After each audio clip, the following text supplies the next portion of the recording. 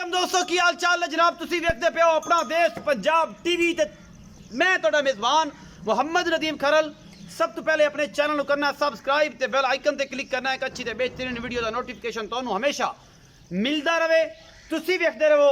अज लैके हाजिर हैं तुहाडे वास्ते कैसे नीली दी अल्लाह के फजल नाल अगर किसी ने पहलन एडी चढ़ाई होवे खूबसूरत कद वाली मूँह चार दंद ते चैलेंज है इंशाल्लाह ये जी मजा ना किसी ने दिखानिया ने ना कोई दिखाएगा। बाकी गल्लां गुल्लां करना कोई नहीं मामला तो होंगे कम करके दिखाओ तो फिर गल्लां होंदियां ने। ए जनाब झोटी है पहलन तुहाडे वास्ते तुहाडा वीर नदीम खरल लैके हाजिर होया।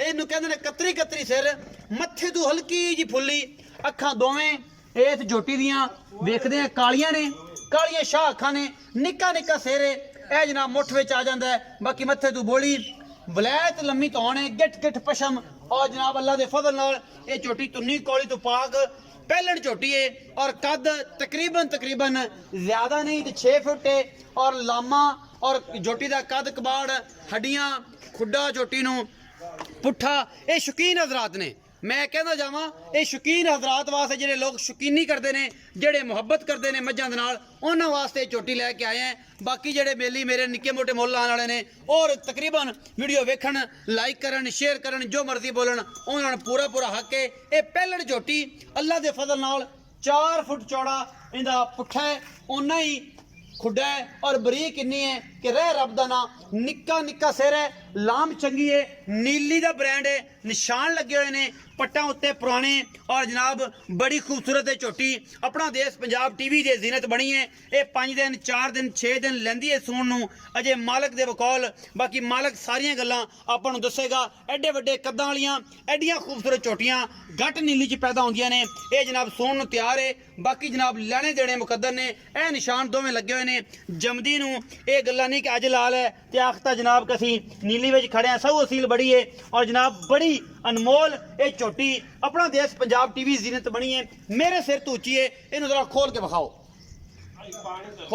जी ये झोटी नूं टोर के विखाओ। कैमरामैन साहब दूर खलो के विखाना है। बेली ये गल करते हैं कि यार झोटी छोटी होंदी है तुसीं जनाब जूम करके वड्डी कर दिंदे जे इन्हूं दूरों खलो के विखाना है आंदी नूं भी ते जांदी नूं भी ते लोग ये दस्सण कि वाकई मझ दा बच्चा है। ये निक्कियां मोटियां मझां वाली गल नहीं अल्लाह के फजल नाल 6 फुट कद इस झोटी नूं और 10 फुट 11 फुट लम्मी बूथी जनाब 4 फुट लम्मी धौन सुराई वर्गी और तुन्नी कौली तो पा के जनाब झोटी अपना देश पंजाब टीवी की जीनत बनी है। और इंशाल्लाह बाकी मुठ मुठ का सोहना थाने और ये तुहाडे सामने कद बुत एक हाथी जेडी झोटी है पहलन मूँह किन्नी है 4 दंद 6 2 ये मालक नूं पुछांगे की हिसाब किताब है। ये जनाब आके इधर मूँह विखाओ ना की करदी है मूँह दी पोली है।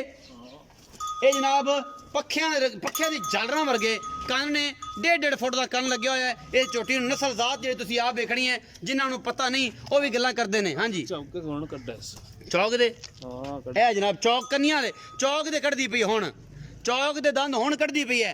ये नीली दे ब्रांड अपना देश पंजाब टीवी ते मिलते हैं। ये खूबसूरती दे विच अपनी मिसाल आप है सारा कुछ तुहानूं दिखाया है और इंशाल्लाह इहदे विच कोई कमी कुताई भी नहीं। शौकीन हजरात इत्थे आ भी रहे ने बड़े बड़े नामीनेट लोग इस झोटी ते हो के चले गए ने वापसी लेकिन इन्दा इंतजार कर रहे हैं सूण दा और अल्लाह के फजल नाल ये असी अपना देश पंजाब टीवी ते ये अनमोल तोहफा तुहाडे वास्ते लैके हाजिर होने का मकसद है कि नीली दे ब्रांड हमेशा अपना देश पंजाब टीवी की जीनत बनते हैं किते नहीं बनते।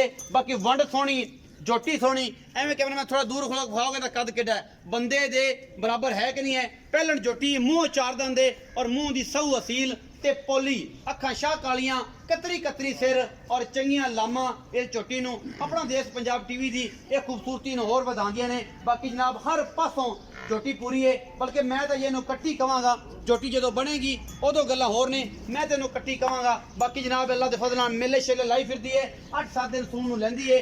बाकी किन्ने दिन भी लवेगी ये तुहाडे सामने आ जाएगी। ये अनमोल नगीना है मेरे सिर जिन्नी इत्थों उच्ची है गल्लां गुल्लां नाल ही इहदा जिहड़ा पुट्ठा है वो मेरे सिर जिन्ना उच्चा है। बाकी जो मूँह चकेगी तो मेरे तो भी उच्ची हो जाएगी। बाकी तुहाडे सामने है अल्लाह के फजल नाल ये सोने की डली है और नीली का ब्रांड है। मालक ने गल्लां सारी करदे हैं सांझियां। आओ जी भाईजान आओ